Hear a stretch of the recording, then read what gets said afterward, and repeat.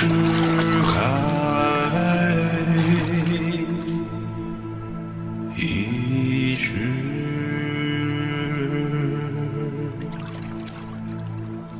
但一切年时。都别跟着，我自己处理。一个人去，不要美女。哟，你死了，我收尸。收什么尸啊？这要是真死了，死无全尸。大人，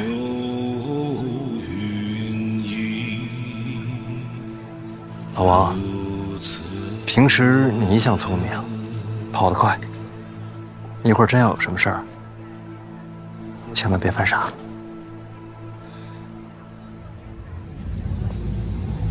大人。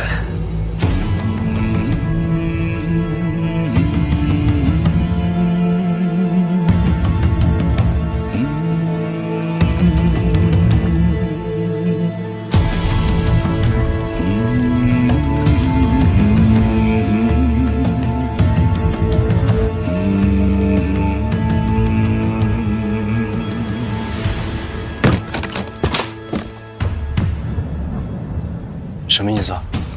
用这个也未必动得了大宗师。没错，大宗师也是人，这超越时代的武器怎么躲？成大宗师者，已不被人间常理束缚，那不成了妖怪？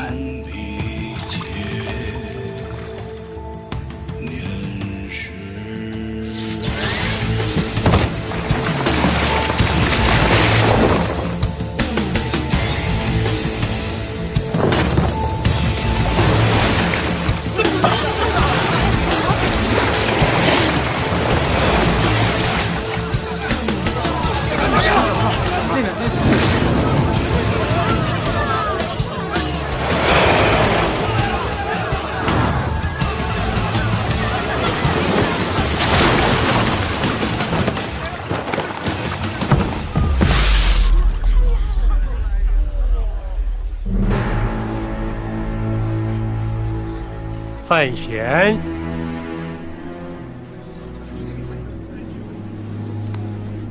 叶先生好。我欠了人情，你离开江南，我不杀你。不好意思，我这人不太听劝。刚才你看到的是什么？神兵利器。怎么不用啊？我想了想，觉得用不上。怎么讲？因为您不会杀我。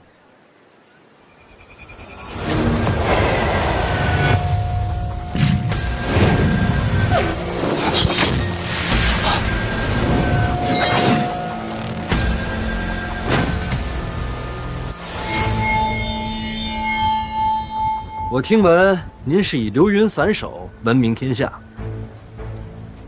这剑杀人更快，我为什么就不能杀你啊？因为您不敢杀我。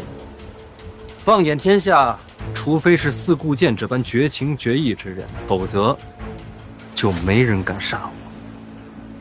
真的？叶家是被逐出了京都，但叶家还在，并未消亡。您若是真杀了我，叶家才是真正的万劫不复。这就是你的底气？先生是天上的流云，潇洒之气，但这么多年终归留了条线在人间。有线在人间，那便还是人。既然是人，终究有情。浪花只开一时，但比千年时，并无甚不同。先生亦是如此。谁告诉你我在乎叶家？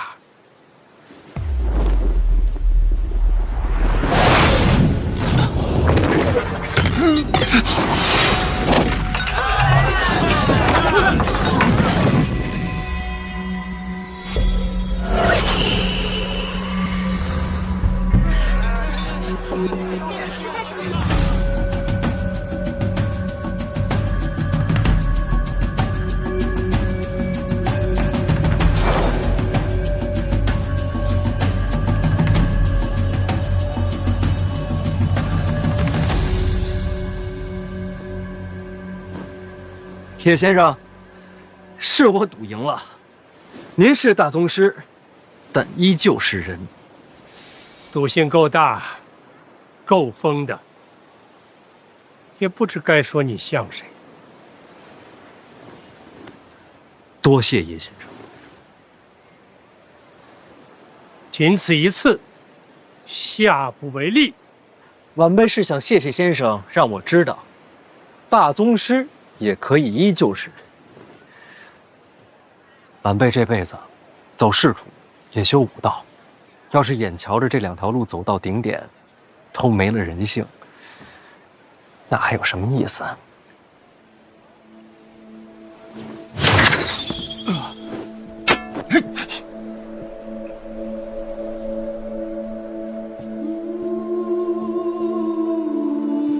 你跟你娘还真是不一样，这么矫情。您也认识他？她可不像你聪明，但也别太聪明。什么意思？我是人，并不代表其他大宗师还认为自己是人。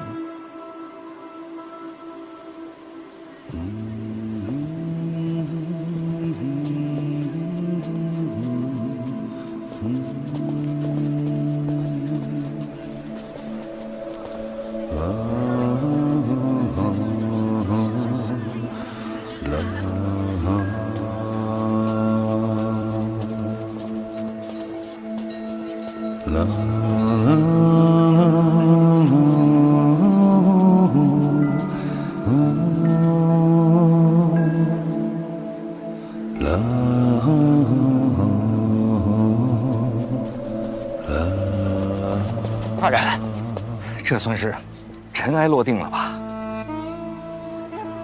咱赢了。你怎么知道他不会杀你？拿命赌的。恭喜，命赌赢了。多问一句，既然他不杀你，挥这一剑有何意义？做给京都看的。叶家被流放，大宗师有所不满，这一剑是向京都表达自己的态度。不过刚才那一剑斩向我的时候，我真是觉得天崩地裂，那么一瞬间，真觉得自己死定了。没想到最后就斩了走头发。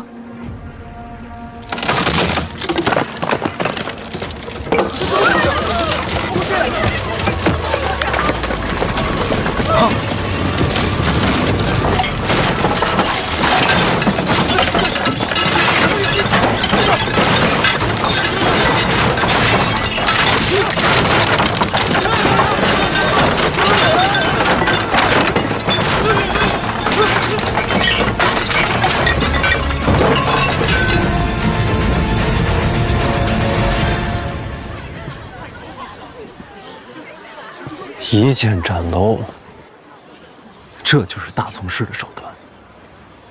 大宗师真不是人，听着怎么像骂人呢？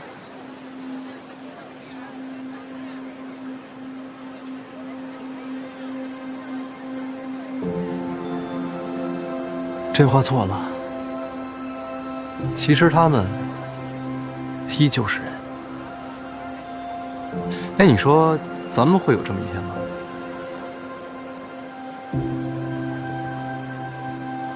我可能会有。那我呢？小范大人，这要等你真气恢复了再说。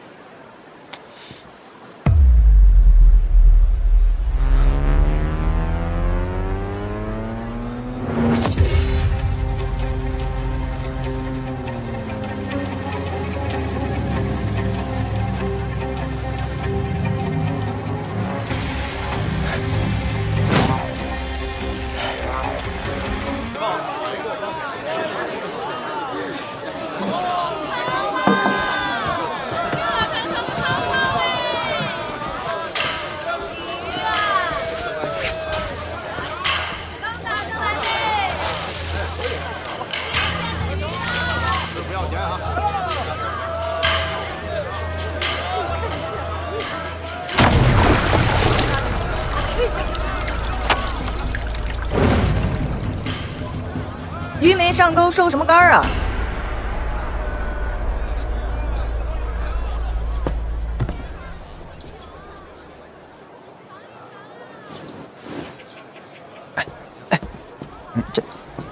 这谁呀？北齐圣女海棠朵朵。怪不得老师不带师娘来江南。哦，说错了，老师肯定问心无愧。您这嘴啊，还是要学学分清楚啊。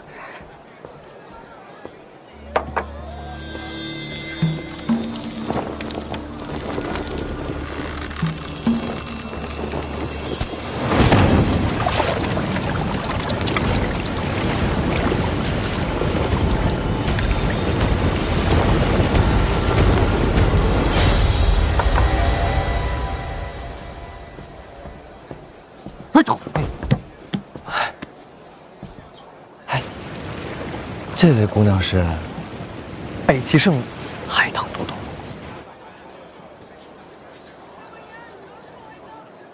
伸个脑袋跟那看什么呢？啊，我看这江南好风光啊！我先跟你们说清楚啊，这事儿跟我没关系。我也好奇，她为什么出现在这儿。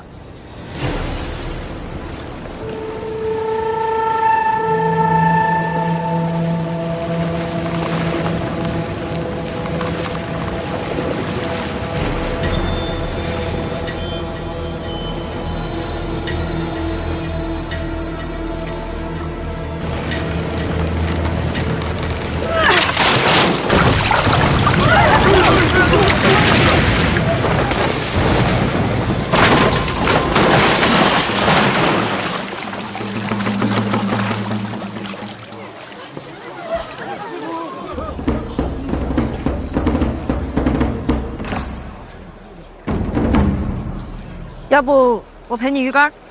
北齐圣女，踏足庆国，郊游不行吗？今日之事与你无关，让路。早就想领教一下四部剑门下绝学，要不今天？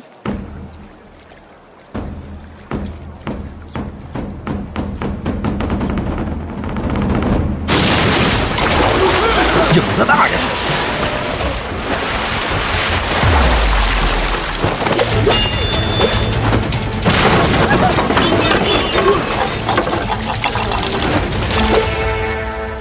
哎呀，飞那么高！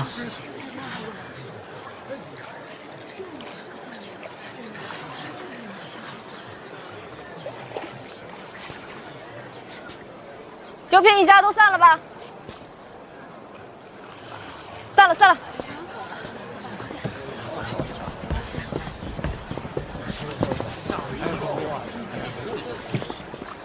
哎，您不能上去啊！哎呀，让开，让开，上面人我都认识。哎！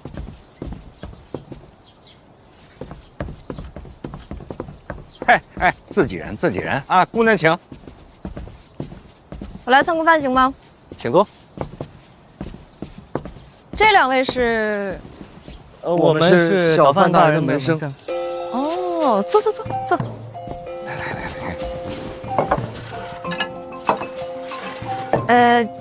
干净的可以用。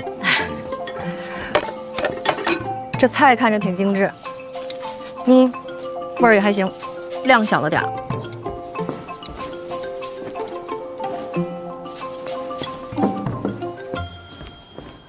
你来江南办事儿？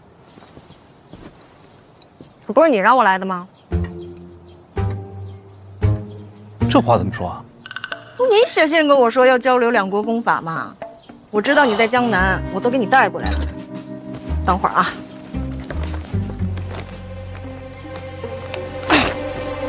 给你。千一道心法，这不是北齐苦河的不传之秘吗？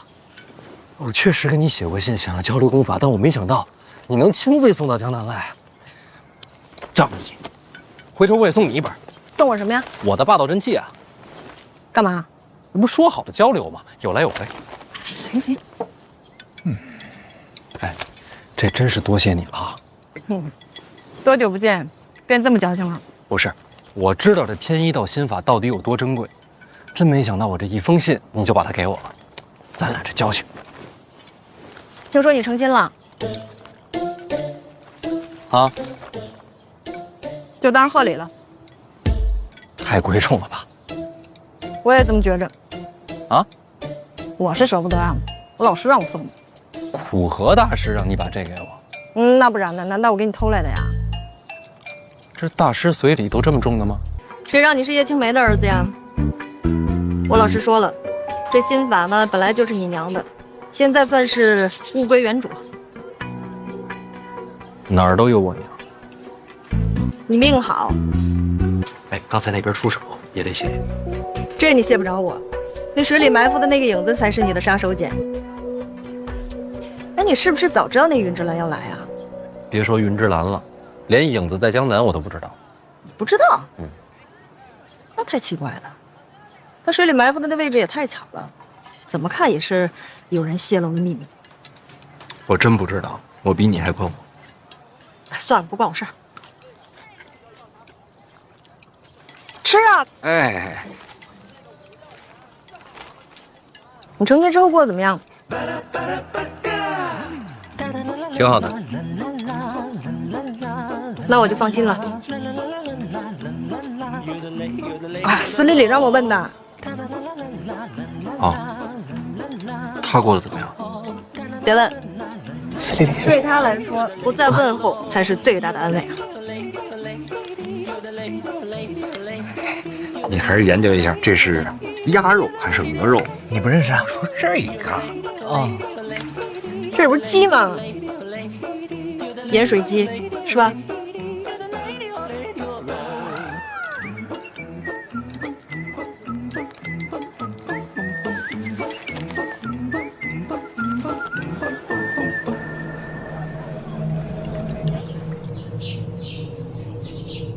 好了好了，跑慢点，跑慢点，别摔着了啊！别跑了啊！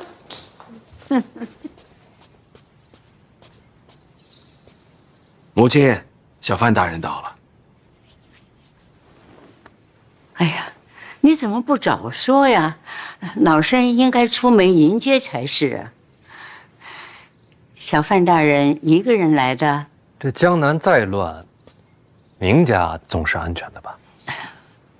明家誓死守护小范大人。哎，快去叫小范大人。小范大人，乖，我今儿没带糖，回头不给你们啊，快下去吧啊。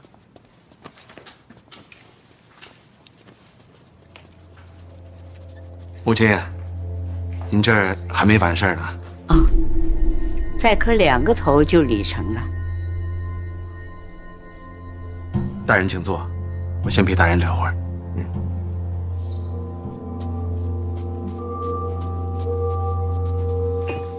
这是哪一出啊？啊，过继之力。过继？是啊，他是我的同族，说来也算是我的堂弟呢。今日过继到母亲堂下，从此以后，堂弟变成了亲弟弟，更近了一层。他也算是幸运啊，有小范大人管理，说出去啊，光宗耀祖啊。请用茶。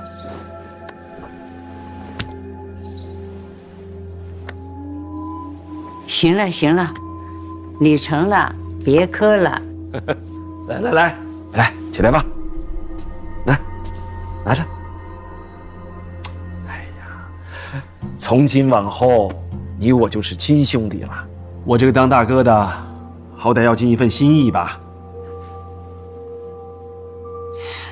我呀，年纪大了，没你想的周全。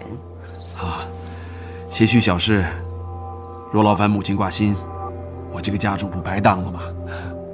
你看，母亲都发话了，哎，快拿着吧，孩子们也有。来，孩子们也有啊，快来。去吧。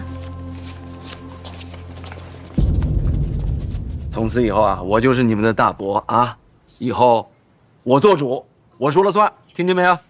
来，每个人都有。谢大伯，哎，谢谢大伯，啊，谢谢大伯。拿出去买糖吧，啊，去吧。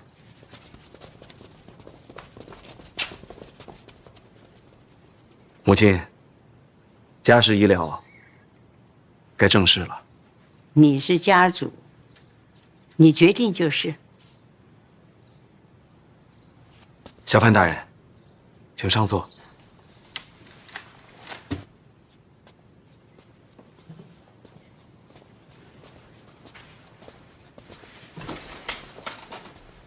哎，这既然礼都成了，还跪着干什么？啊，今日码头明某答应过小范大人，天黑之前给你一个交代。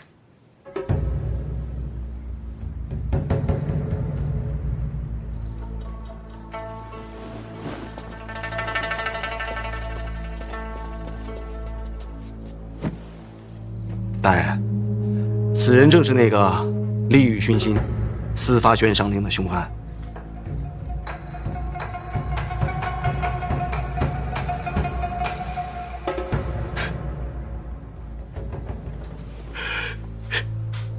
他，凶犯。哎，这不是你刚从堂弟变成了亲弟弟吗？动机呢？利欲熏心，八成是投名状吧。大人南下，动了别人的利益，他可能就是一个马前卒。动了明家的利益，明下哪配呀？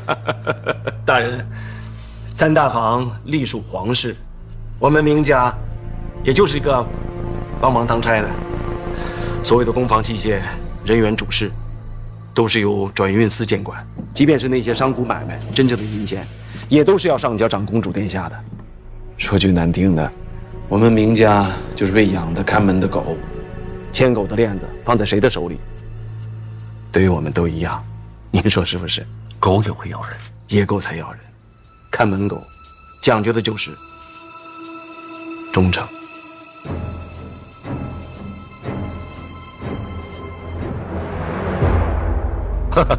这样吧，大人，明某今日替明家表个态。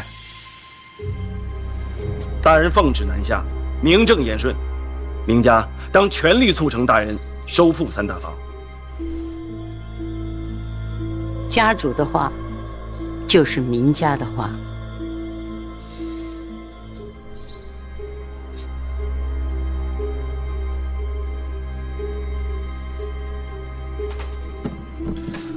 好，好，好，这交代有了，立场也稳了，那这人怎么办呢？私发悬赏令，刺杀朝廷命官，死罪。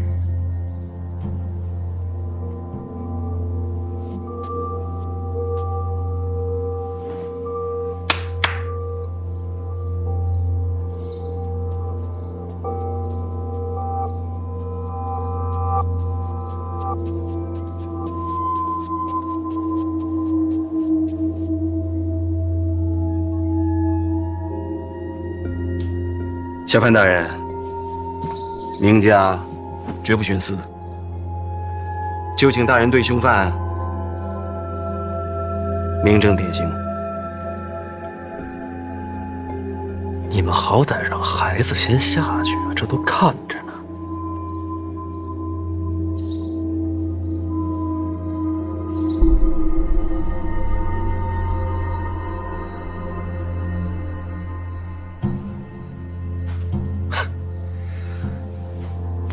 既然是凶犯，又何必要过继呢？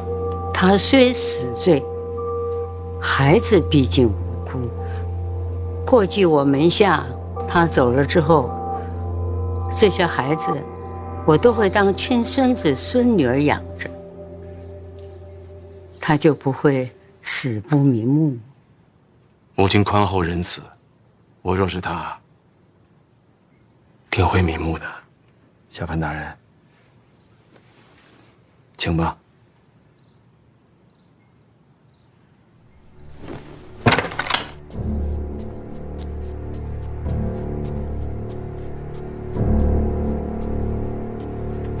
这是凶手，正是。利欲熏心，不错。你认罪了？认罪？认罪可就死了。请大人成全。我偏不成全，死不死的查清楚再说。这人我带回府衙，仔细调查。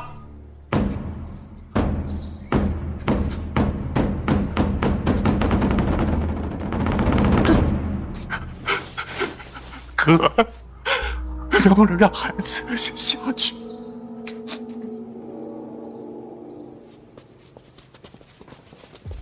你安心投案，配合彻查，别担心家里，孩子们我替你照顾，绝无意外。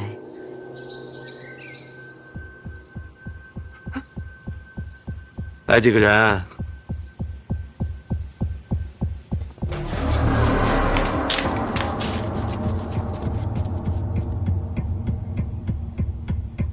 押送府衙。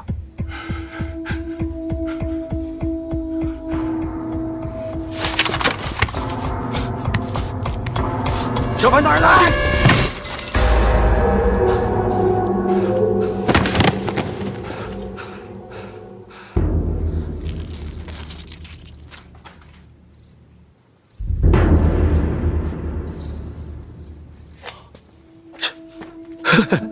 原来是畏罪自尽呐！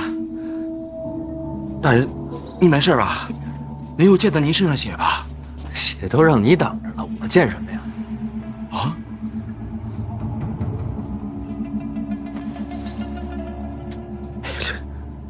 这要是洗不干净的话，就得扔了，换身新的。哎呀，太浪费了！你看这好好的一桌子菜。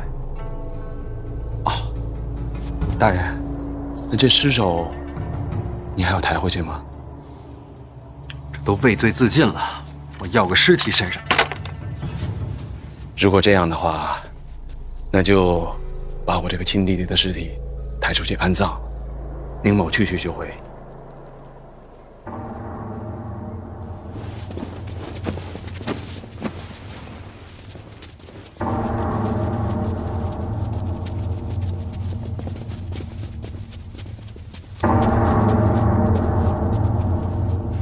范大人，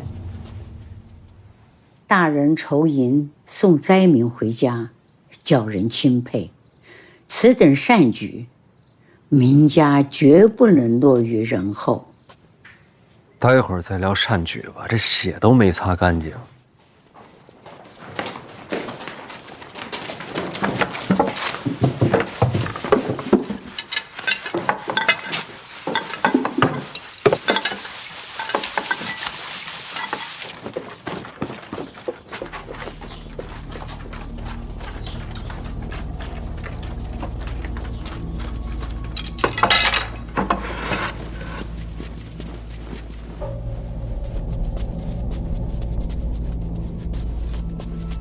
诸位乡亲，该说的也都说了。明家行善，刻不容缓。大家都干了吧，干了吧。家主，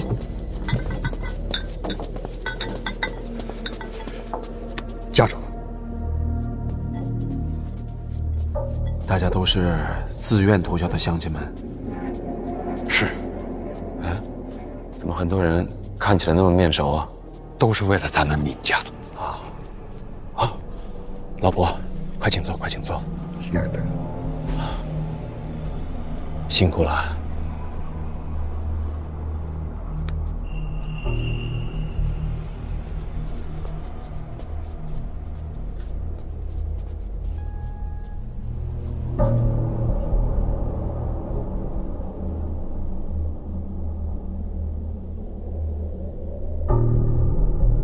明兴达替明家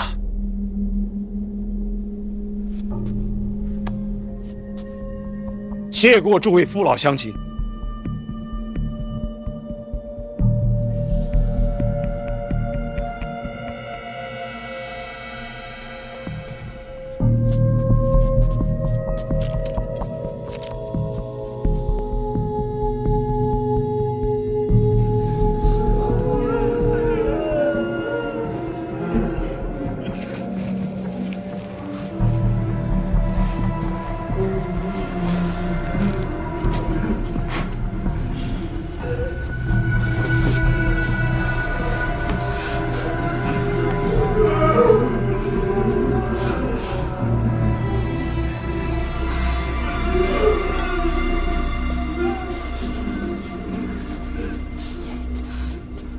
人无信不立。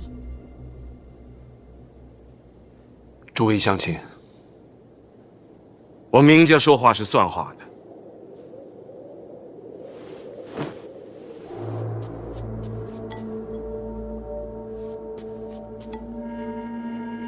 这碗酒之后，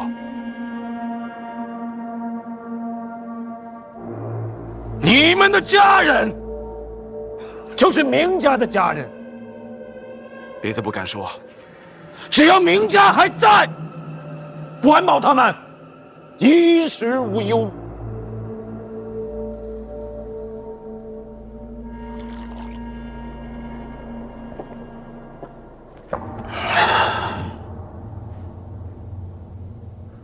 乡亲们，往生再见！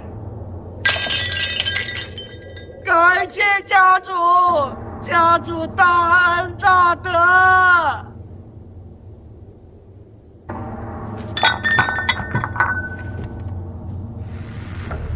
你要说的话很多，但吉时已到。诸位，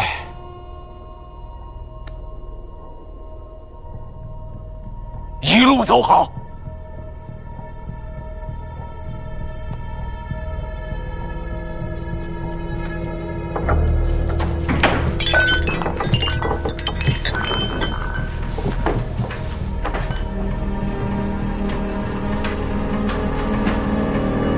小范大人觉着干净了吧？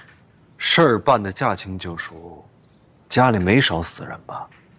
大家族，生的多，死的也多，习惯了。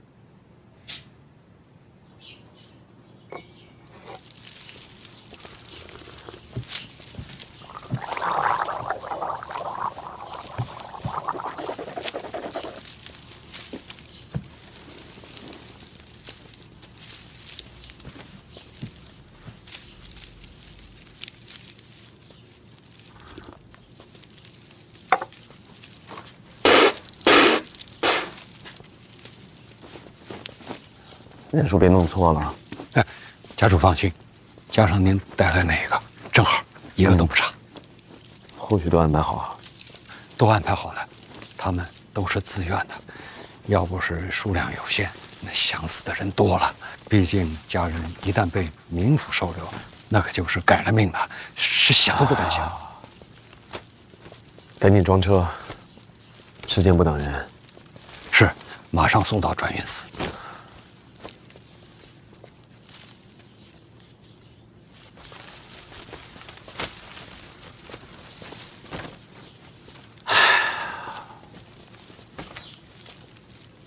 作孽呀！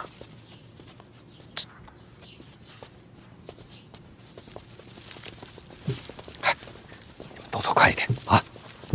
动作快一点。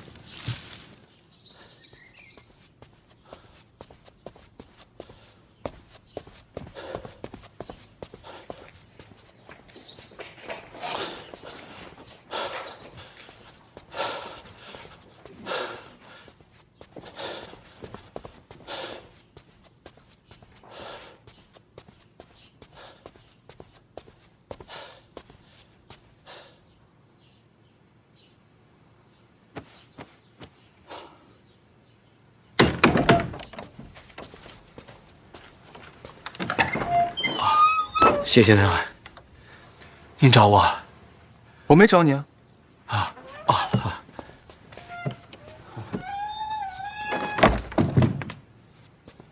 哈哈，谢先生啊，这个屋啊，要多开窗，勤通风啊！谢先生，坐呀。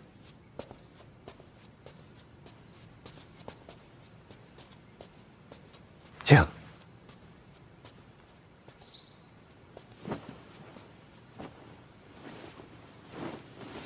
听说范闲来了。啊，是。老太君的意思，非要给他一个交代，说是悬赏令一事如不早日解决，我明家就会有灭门之祸呀。谢先生，不瞒你说，我已经劝过他了。名义上我是家主，可毕竟人微言轻啊，什么事儿都是家母说了算。令堂这话其实也没错。谢先生此言差矣啊，为人处事当光明磊落，岂能手鼠两端呢？我明家既然已经投效了长公主和二殿下，就不能再与范闲多来往，我们是要避嫌的。明家主心里记得这道理就好。时刻未报。先生放心，明家对范闲只是虚与委蛇。以我刚烈的性子，就算是把我们明家斩尽杀绝，我也不会给他好脸子看。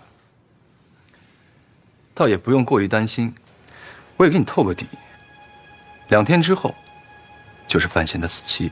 2天？此话何解？长公主登门访客，已然事成。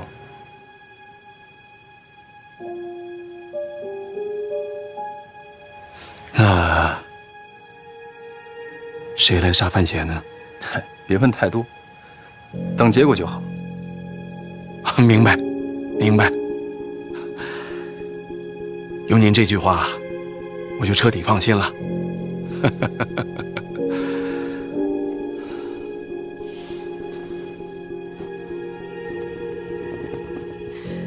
这明家家主实在是太不用心了。那边刚刚死人，范大人肯定倒胃口，在这儿还是比较亲近些。大人筹银，行善积德，明家尽管困难，也愿捐银20万两，共襄盛举。哦，这江南第一大家也有困难？不瞒大人，明家受长公主所托，代理3大坊货品售卖，常年亏空。哎呀，我们明家呀，也不停地往里垫钱。这3大坊的货物可都是独家垄断，这也能亏钱？垄断？垄断的意思就是独家所有，工艺守密。哦，只是天下奸商太多，价钱不好谈啊。这货源也越来越贵啊，这更何况你们都下去吧。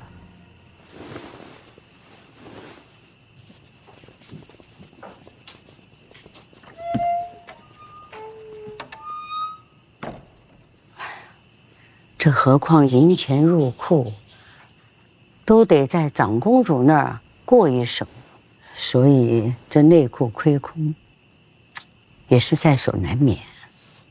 老太君的意思是，长公主在其中谋取私利？这话老身可没说哟。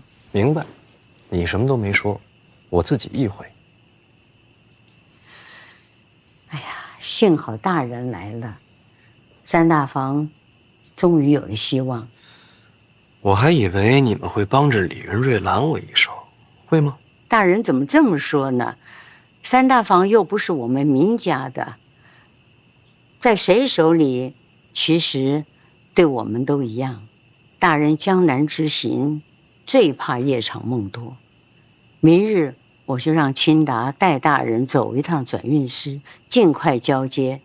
3大坊顺理成章归于大人门下之后，就再无隐忧。说说看，你们想要什么？3大坊在江南，总要有人代理吧？大人，您觉着呢？有意思啊！这生意做的年年赔钱，你们还抢着想接着做？为国效力，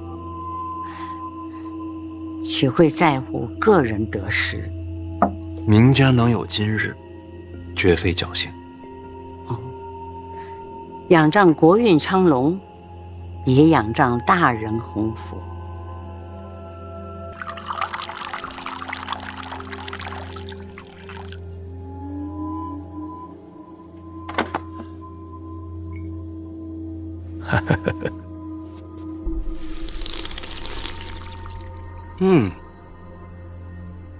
好茶呀，好茶好茶。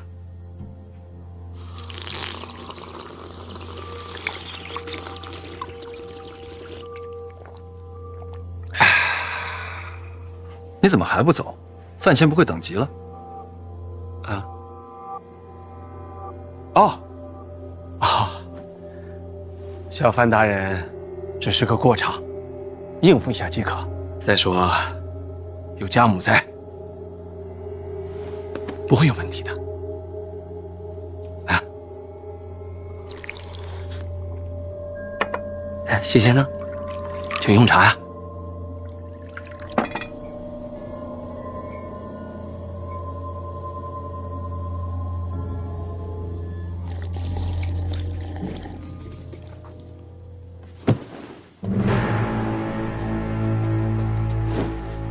这怎么回事？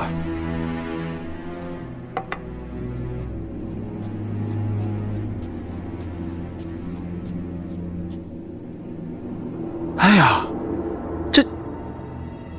这是怎么了？天都被烧红了，你没看见吗？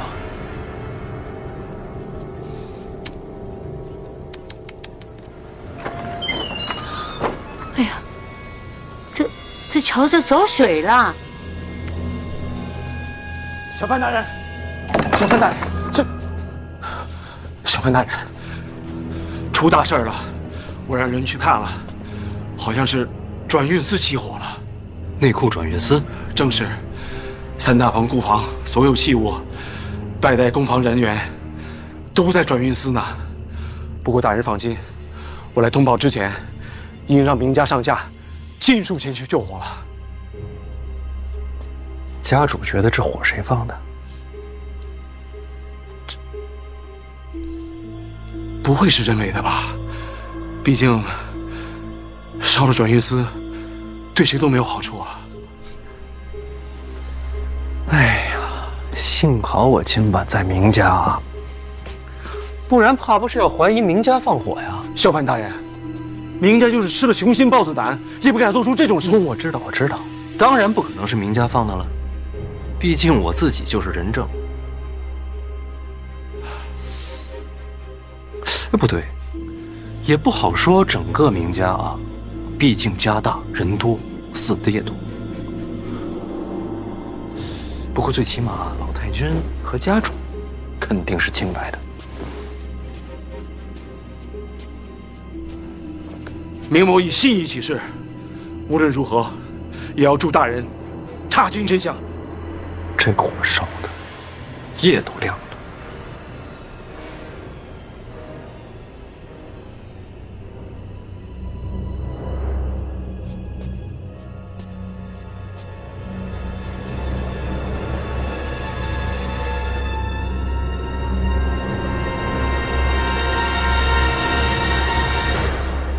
你说抱月楼不再是青楼了，老师以后开着它还图什么？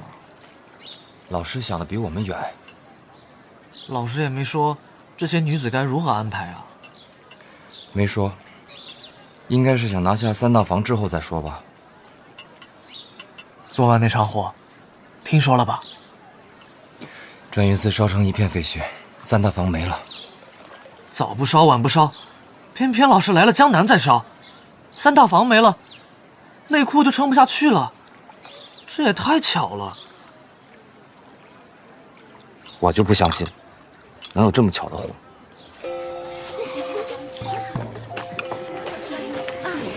收购门房是啊。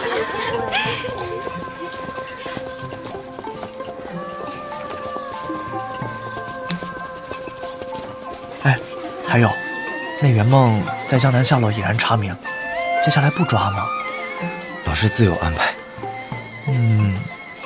有点高深。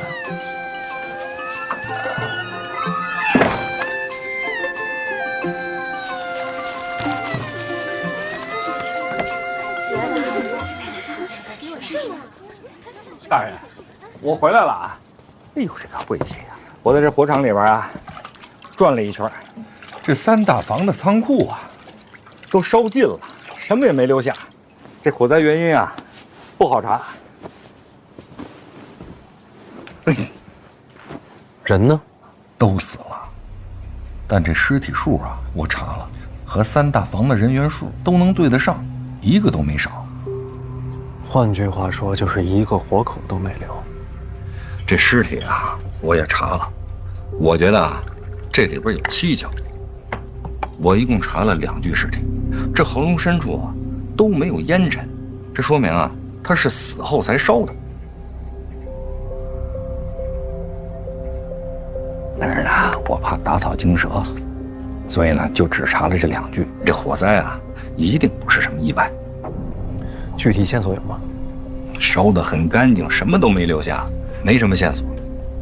你觉得三大房意味着什么？内裤，还有无尽的财富。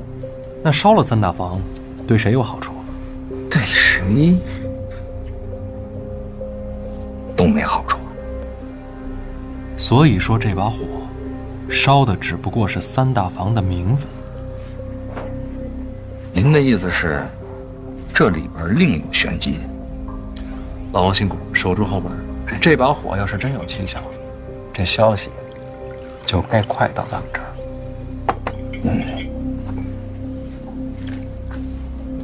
我这就去。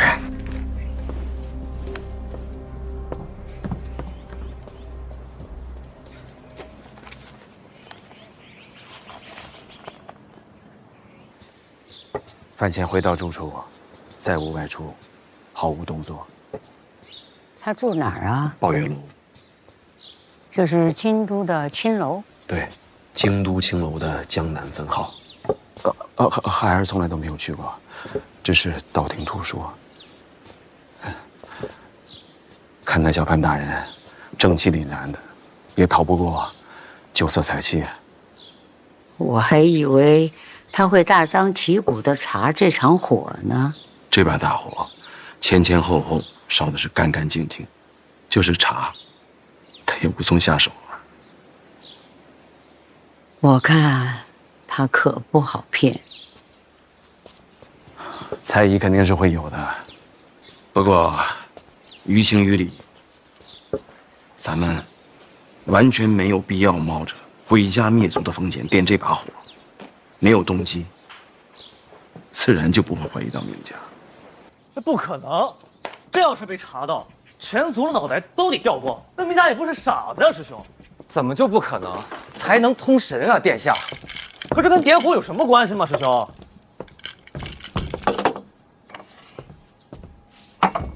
我执黑子。为什么你执黑子啊，殿下？啊，因为是殿下。那行，拆迁吧。我还是觉得那场火它就是个意外。可我就觉得是明家放的火，明家暗中染指三大房多年，老师奉旨接手，明家必定不愿呀。可老师已经到了江南，这三大房交了还是烧了，他都不属于明家了，他为什么还要铤而走险？这可是杀头的罪啊！若是库房早就被明家一点点搬空了，是不是就说得通了？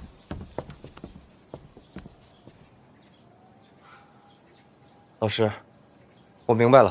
这场火是明家故意做给世人看的，他们想转移三大房，然后独吞这些财富。哎，人能为财富贪婪至此，还闹出那么多条人命来，他不怕天国律法的吗？那可是江南名家，你怎么把人想的那么坏呀？他都不是我把人想的这么坏，殿下，是人为财死，人性就是这样啊！空口无凭，我不信，有这样的事吗？有。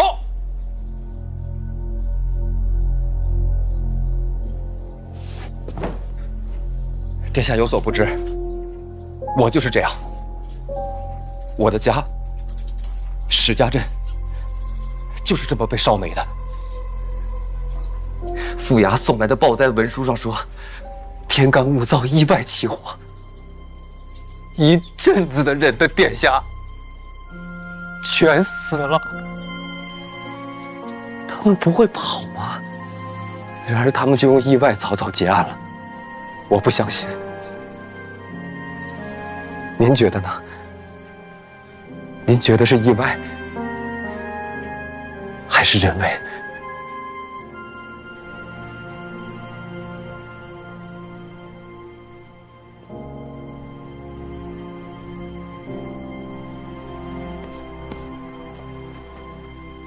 对不住啊，师兄，我不知道，抱歉，戳到你痛处了。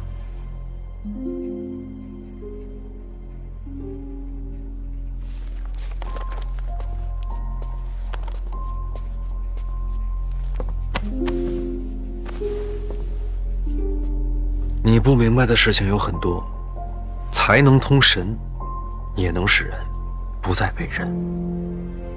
谢必安那边怎么样？谢必安那边也没有怀疑，毕竟这些年来外界一直传闻，我们母子为了家主之位争斗不休，可实际上啊，我们是母慈子孝。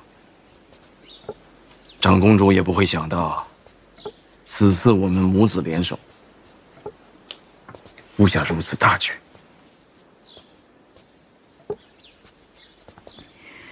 火场可别出纰漏。您放心吧，即便是查，也会把真凶引向李云瑞那边。毕竟啊，大人物的争斗，有谁会把我们这些商贾之流真正放在心上呢？人人都说，千里之堤，毁于蚁穴。可又有谁真正的会去看那些蚂蚁呢？再过几日，调度大船，都已经准备好了。可这几日风声太紧，不敢妄动。等一切都结束了，饭前回京，我就调度大船，把库房和工人运出海。小心人祸。买通了2个主事的，他们以为这个大局是李云瑞安排的。工人也都很听话，但一切出了海，就尘埃落定了。哼，看来你是越来越不需要我了，自己全都安排好了。都是母亲教的好，哪有孩儿半点功劳？哎呦，我这腿呀，越来越拐不了弯儿了。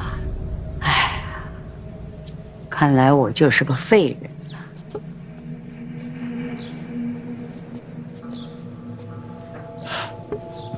母亲何故自称废人呢？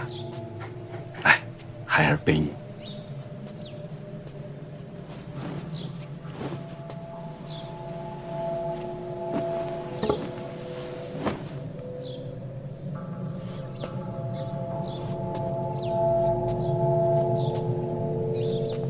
你这家主越当越稳了。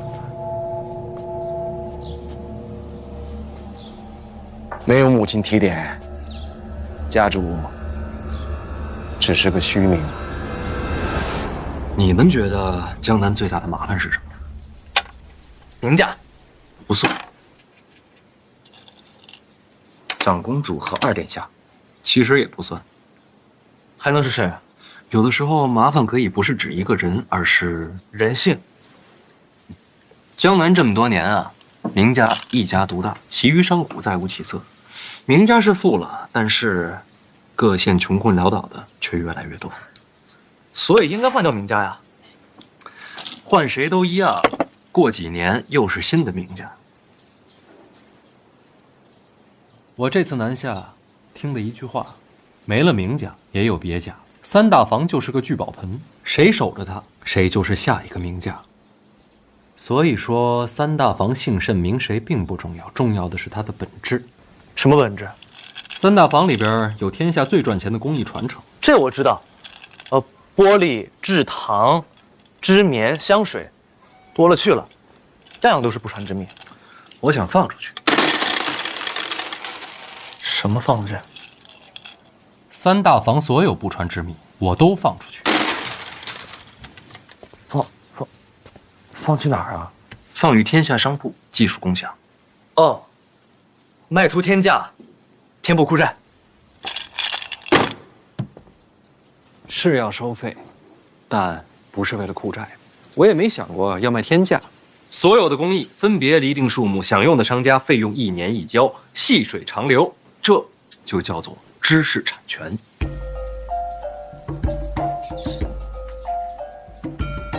可这么一来，内库所有独占的秘密就都没有了。可这样一来，天下众生就有了希望。可内库是皇家的呀，天下万民不也是皇家的吗？这说的好像也对啊。我选知识产权这条路呢，就是觉得真正的财富不该是一家一户，也不是什么皇家商铺，而是天下共进，藏富于民。这条路若是走成了，或许能让那些不被重视的性命多少有些分量。老师，这条藏富于民的路，父皇知道吗？先把事儿办成，再回京都交差。老师，我觉得还是先请旨。这种事情先斩后奏，我怕父皇他雷霆真我。要做成事儿啊，就不能瞻前顾后的。这种事情先斩后奏，我怕父皇他雷霆真我。要做成事儿啊，就不能瞻前顾后的。我不看好这条路，但我就当什么都不知道，也没听见，更不会私下上奏告知父皇。多谢。但我真不看好。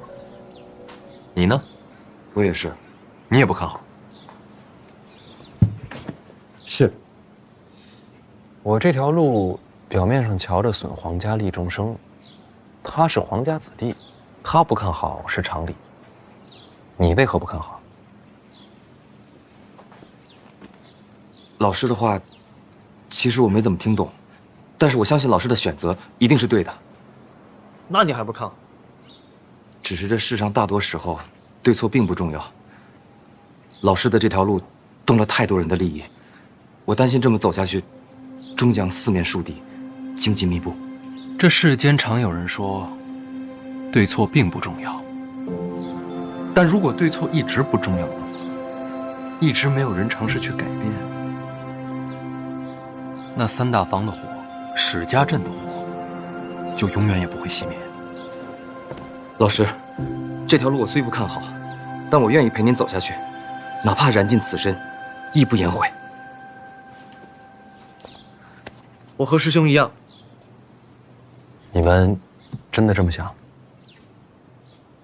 知道你疯，不知道你这么疯，还带着皇子一起疯。偷听啊！我可不是故意的。老师，学生们先告退了。啊，走吧，我们还没下棋呢。坐吧。怎么说？找我有事啊？过来看看，怕那个云之兰卷土重来。多谢。不用。按你刚才那条路走下去，要杀你的人恐怕成百上千，一个云之兰不重要了。所以得麻烦你在江南多住些日子了。以你的身手，除了大宗师，其他九品未必杀得了你。玄空庙被刺之后，我真气炸开经脉，散于体内，时至今日没有恢复，所以我需要你。终于肯承认了？本来也没想真瞒着。你信上可不是这么写的。书信嘛，能看的人太多了，有些话只能当面说。为什么不连我也瞒着？心里过意不去啊。为什么？把你当朋友。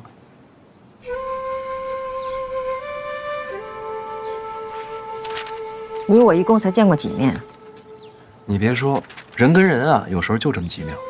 有的人认识一辈子，不过点头之交；有的人只见一面就能托付生死。这话你听了别觉得矫情。我这辈子啊，遇到不少人，可能当朋友的寥寥无几，你算是一个。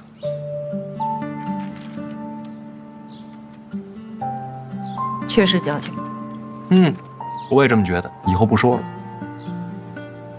所以你要添一道心法，想重修真气。哎呀，死马当活马医吧。把那拿来。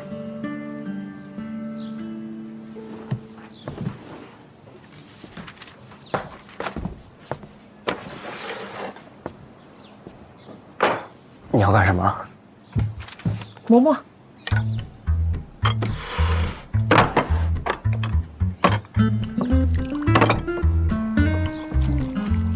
继续磨，别停。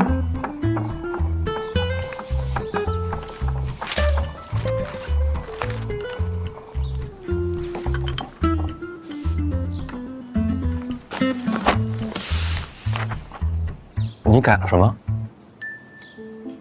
师傅做了点手脚，这心法是假的啊？也不全是假的，大部分都是真的，只是动了几处。那我要是照着这个动了手脚的练，会怎么样？也能重修真气，但是到不了9品，搞不好变个白痴什么的。这么歹毒？这苦荷不是说这是我娘给他的吗？对呀，物归原主，他还动手脚。毕竟你是庆国重臣，理解理解。别等会儿，这事儿你知道？我当然知道。那你也不提醒我？信任是相互的，你不坦诚，我怎么敢交心？你猜到我真气出问题了？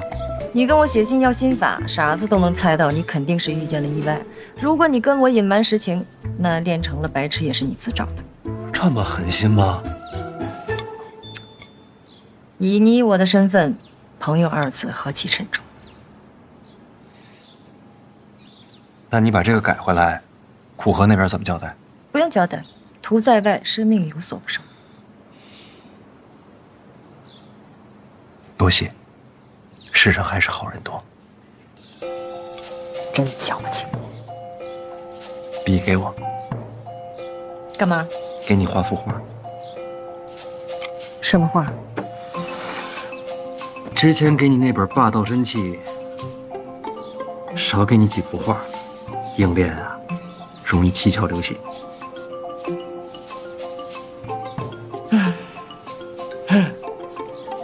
什么时候，这世上的人才能少些尔虞我诈呀？咱俩共勉，一起努力。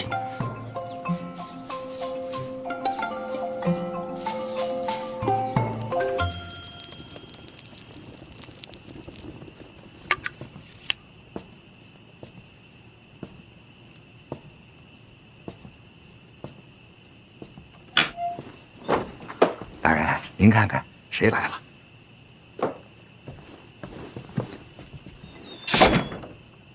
监察院一处邓子越见过提司大人。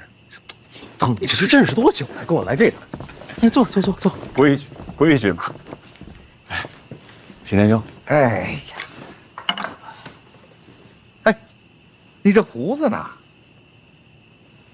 啊，这不是奉大人的命令，到江南调查名家。我觉得暗桩嘛，就应该彻彻底底的改头换面。来，喝水。哎，谢谢天兄。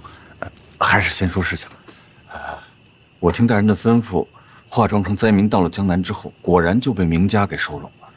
但是他们疑心很重，头1个月就是整日劳作。我估计他们一直在调查我的身份。这医术跟四术一块儿给你做了这身份，不会有什么纰漏吧？确实是。等到第2个月的时候，看的就松多了。我又找到一个机会，展现了一下我记账的才能。他们就开始接纳我了，最终进了3大房。所以说，这3大房他还在？当然呀，大人，名家一早就把3大房仓库以及里面的主事和匠人全都秘密迁到了城外。果然是偷梁换柱，还搭上这么多条人命。大人，您看，这就是仓库现在的方位。大人，属下以为这个名家纵火屠戮百姓，罪大恶极，当一律问罪。名家肯定得办，但不是现在。咱们要考虑的不仅仅是一个名家，更是江南未来数10年的安定。那大人，属下接下来该如何行事？你离开库房时，有人发现吗？那就连夜回去，装作什么也没发生。暗桩既然已经埋下了，那就接着隐藏，三大房这出戏，不知将来还有什么变数。属下遵命。青莲兄啊，保护好大人。哎呀，你放心啊，老大，你一定保护好自己啊。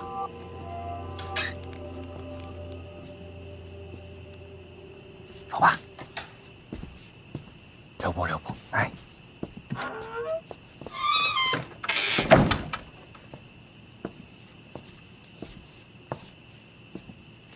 影子后来露过面吗？自从那天跟云芝兰交手之后，就再没见他的踪影。那就不管他，明天咱俩出城收复三大房。您看，您这个真气没了，对吧？我呢，又只会跑，咱要不然把那朵朵姑娘一起叫上吧？她可不行，人家是北齐圣女，我收复三大房的时候，她若在场，将来有人做文章。老王，关键时刻还得靠咱俩。对，那都听大人的。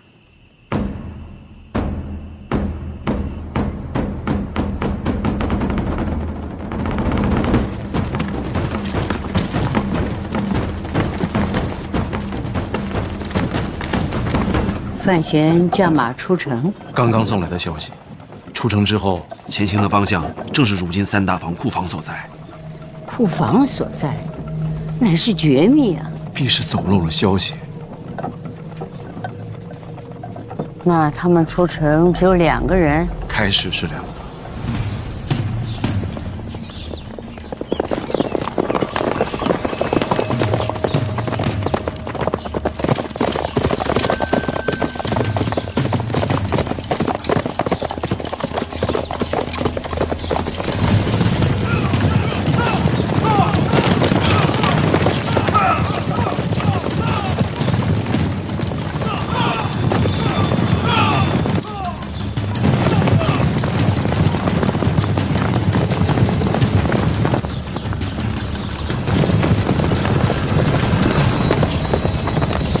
还有骑兵，是监察院的直属黑骑。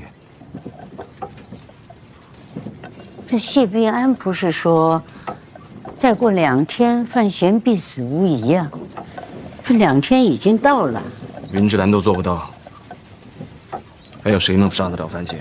云芝兰又不是大宗师，大宗师要出手了，否则怎么会需要你云瑞亲自去请呢？4大宗师出手的，不知道是哪一位。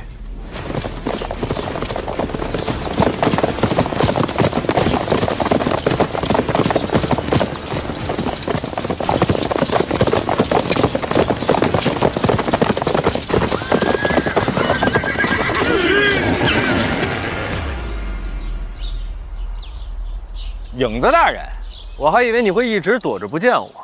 咱俩的事儿回头再说，现在马上回城。现在可不能回城啊！这眼瞅着就拿下三大房了。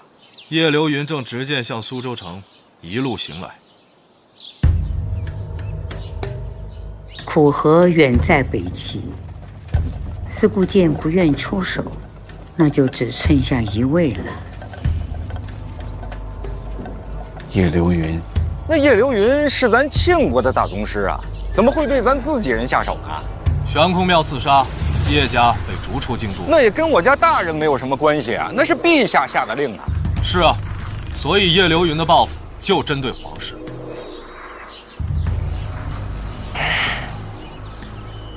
大人，要不然咱回城去？这叶流云他不会在闹市之中出手，对吧？再不行啊，咱就乘船离开这江南。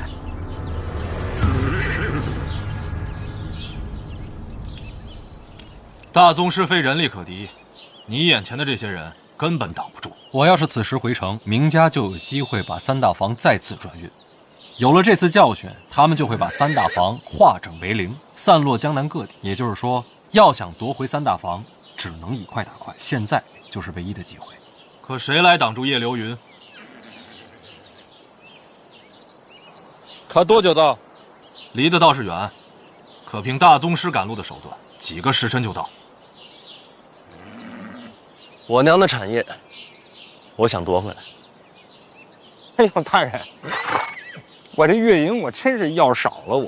你们这不是寻死吗？站！站！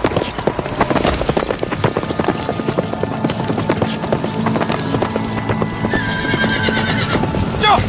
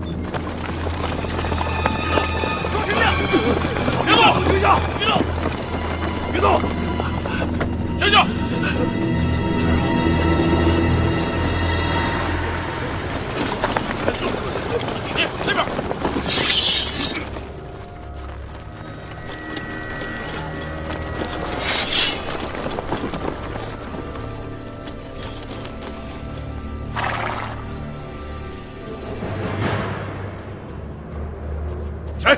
什么人？给我走！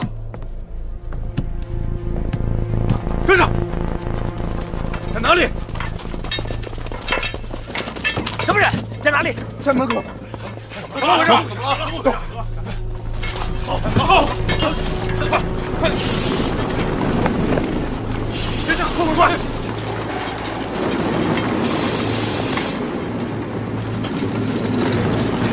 别动！别动！别动！别动！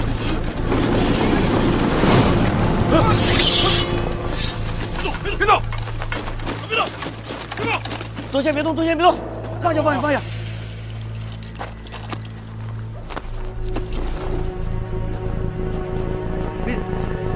你们都是干什么的呀？此地乃是名家私产所在，尔等驾马擅入，眼里还有没有王法了？有没有王法了？你们？你刚才说什么？我没太听清楚。这是哪儿？我跟你说的很清楚，这是名家的产业。老王，内库转运司罪案，内库转运司三大房甲房主事萧敬是你啊？是我。这是从庆国元年至今你的所有罪行。你这是强加罪名啊！听着吧你。庆国2年3月，萧敬瞒铜山矿难吃死人饷5年，合计13700两。庆国4年7月9日，萧敬行贿苏州主簿，以贱价购得良田700亩。庆国6年正月，以萧敬为首的三大坊主事，并一干司库拖欠工人工钱累计逾万，引发暴动，死14人，伤50余人。你这吃饷行贿或还可商议，致人亡命就真是罪无可恕了。依庆律，当斩。你无凭无据，怎能定罪你？这是供词和证据，自己看看。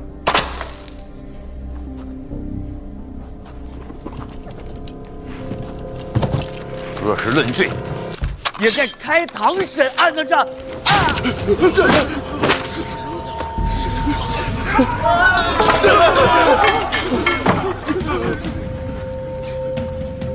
监察院提司本就有论罪行刑之责，人证物证俱在，依法斩杀，无需再审。诸位，谁能再跟我说说，这儿到底是哪儿啊？小主事死了，监察院正是名不虚传。大人，这里是明家私产。内库转运司三大坊乙房主事马雄建是你吧？正是下官。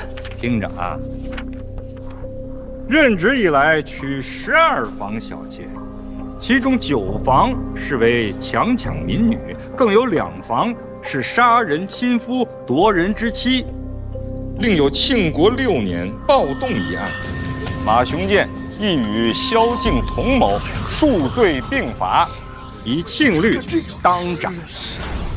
大人，饶命的大人，大人饶命的，我不敢了，大人您饶了我这一回吧，大人。斩。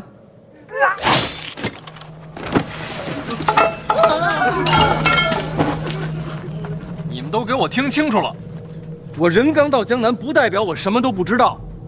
天下有什么事儿能瞒得住监察院呢？这儿还有一位姓胡的主簿在哪儿呢？这。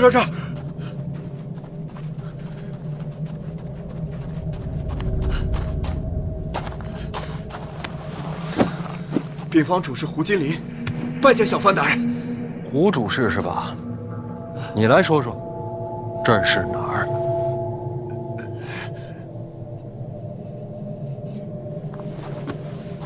问你话呢。回大人，此地便是内库三大房库房，转运司所有物件暂存此处。哦，原来这就是三大房啊！这就是三大房。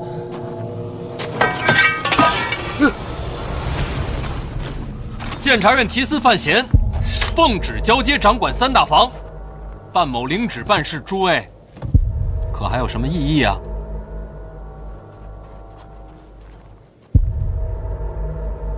你有异议吗？大人顺应圣意，内库三大房领旨交权。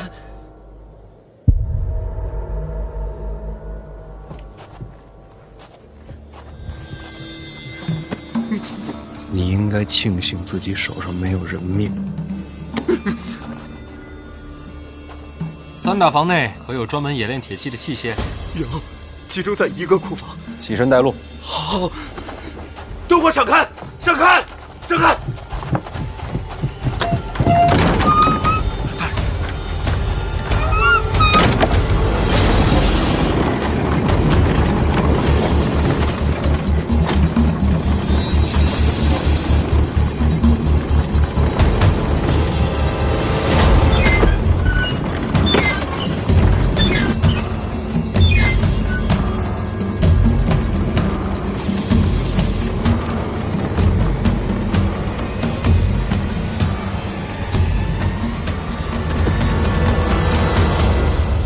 范闲进了库房，就没再出来。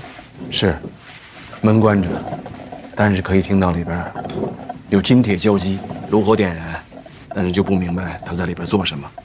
哼，不过也无所谓。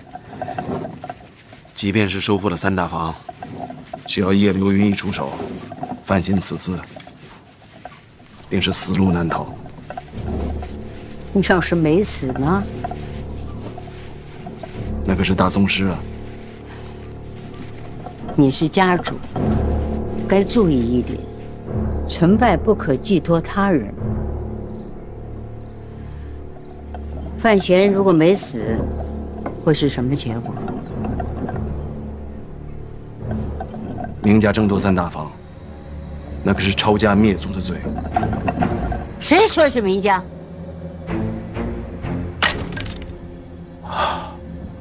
对，明家也是被骗的，有个别族人心存祸心，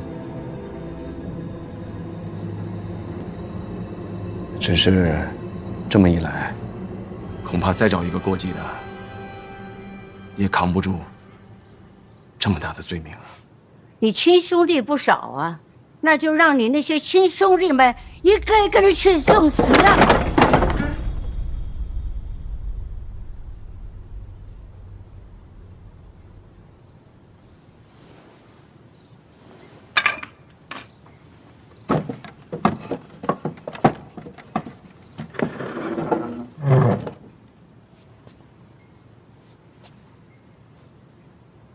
莫嫌息怒，我那几个亲兄弟，别说一个一个去死，就是一起死，也是您说了算。可是怕是这样，也扛不住吧？那还不简单？你和我选一个献祭出去。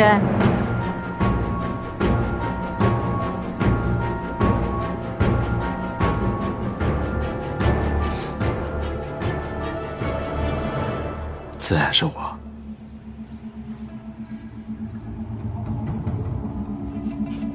孩儿再贪生怕死，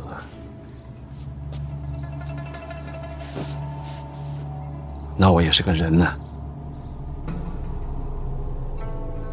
怎么能把自己慈悲宽厚的母亲送出去献祭呢？好儿子，还不到选择的时候，要看看范闲能不能活下来。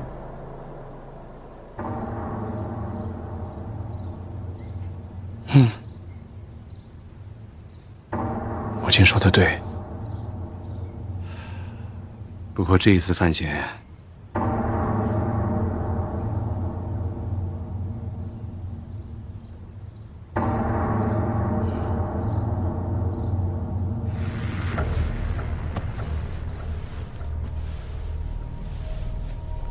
怕是死路一条了。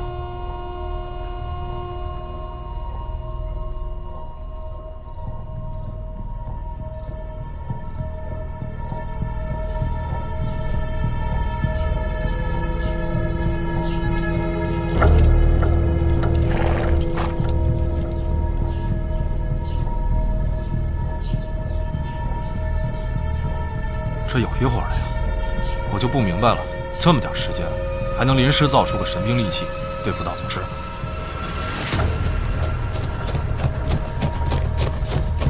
大人，黑旗听令，守住三大房，没有我的命令，谁也不许进来。叶流云来了，你还等不及了，快到了，我去迎迎他。到，大人。大人，我还是第一次见迎着大宗师去的。我家大人一向与众不同，这还夸呢？疯了吧？偶尔疯一次，也挺过瘾的。大人，等我！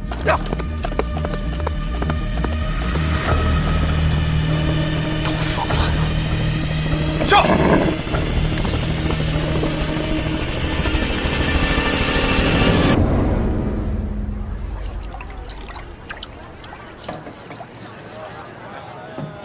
加这个。小二来补茶。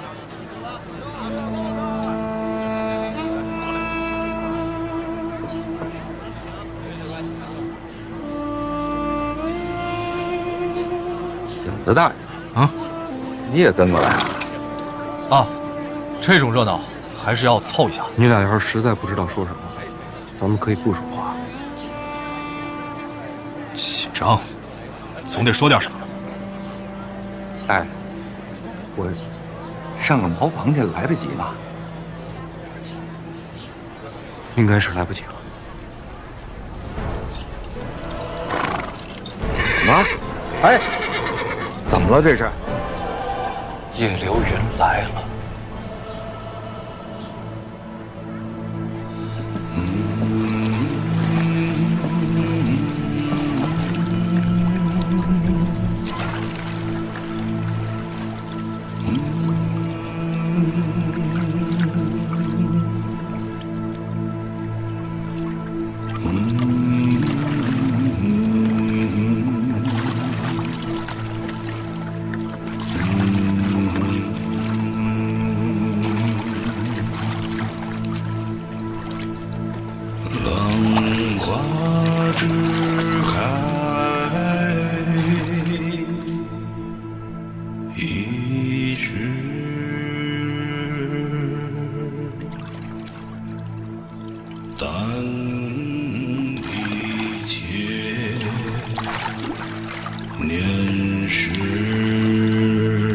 都别跟着，我自己处理。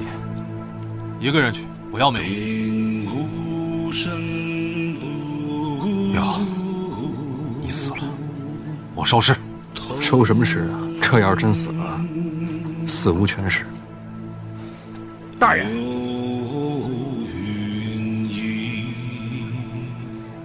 老王，平时你一向聪明，跑得快。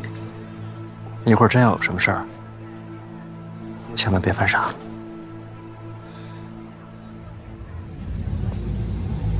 大人，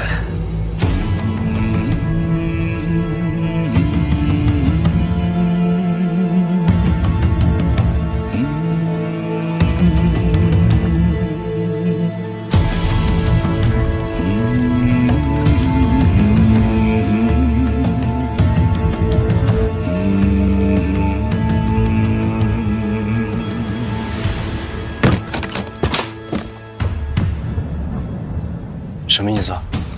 用这个也未必动得了大宗师。没错，大宗师也是人，这超越时代的武器怎么躲？成大宗师者，已不被人间常理束缚。那不成了妖怪？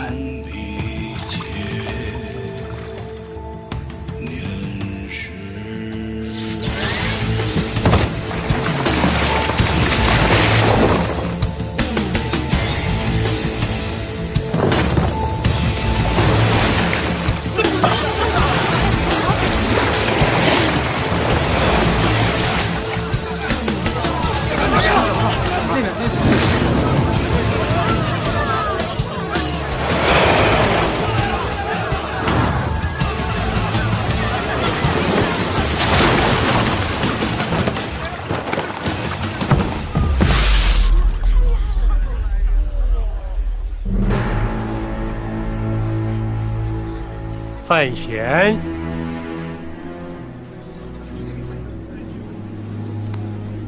叶先生好。我欠了人情，你离开江南，我不杀你。不好意思，我这人不太听劝。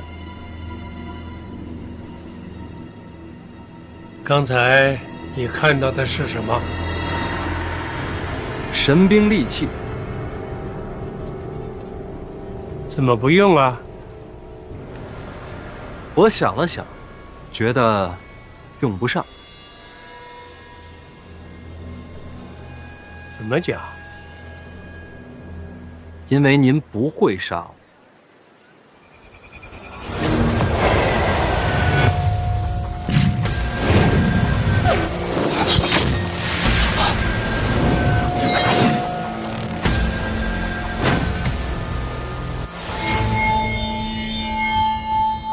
我听闻您是以流云散手闻名天下。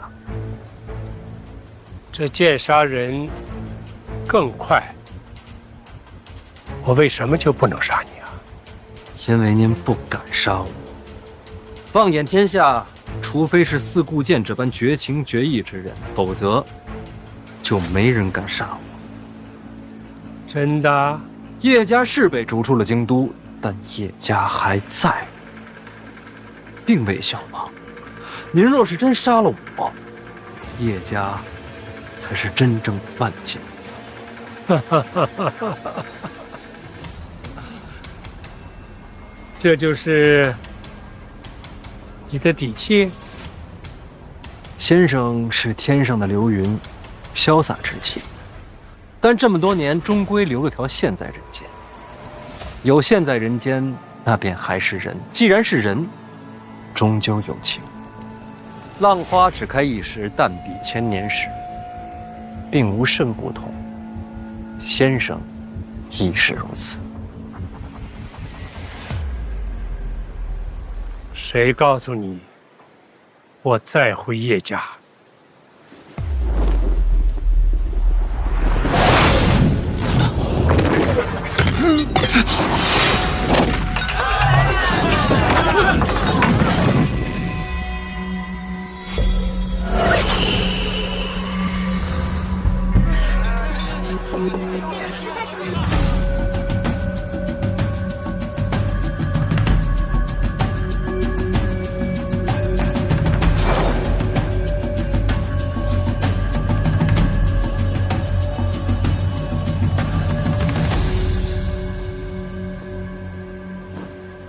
叶先生，是我赌赢了。您是大宗师，但依旧是人。赌性够大，够疯的，也不知该说你像谁。多谢叶先生。仅此一次，下不为例。晚辈是想谢谢先生，让我知道，大宗师也可以依旧是人。晚辈这辈子走仕途，也修武道，要是眼瞧着这两条路走到顶点，都没了人性，那还有什么意思啊？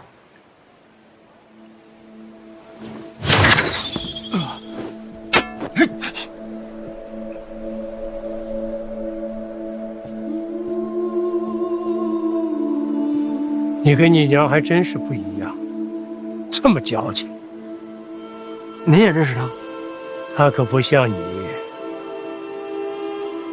聪明，但也别太聪明。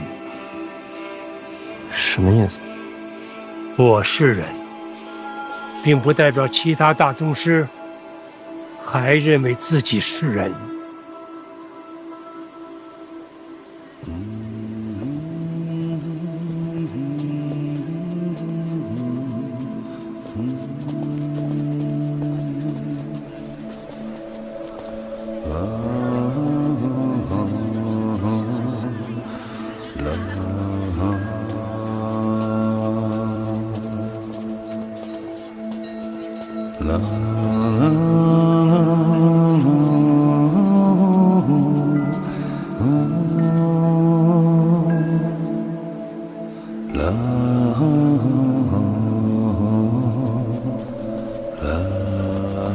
大人，这算是尘埃落定了吧？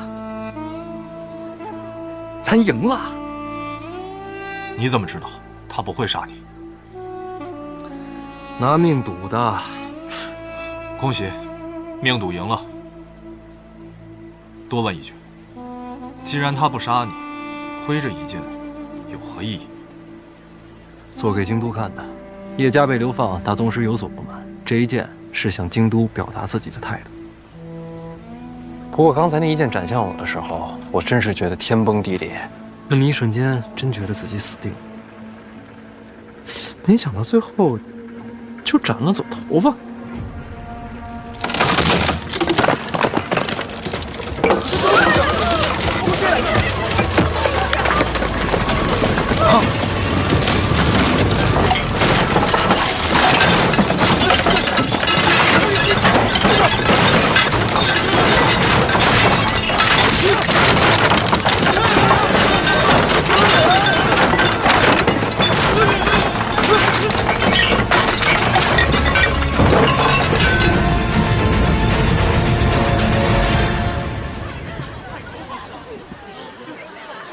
一剑斩楼，这就是大宗师的手段。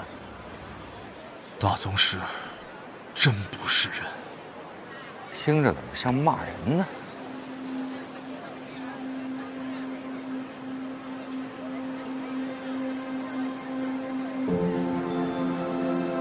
这话错了。其实他们依旧是人。哎，你说咱们会有这么一天吗？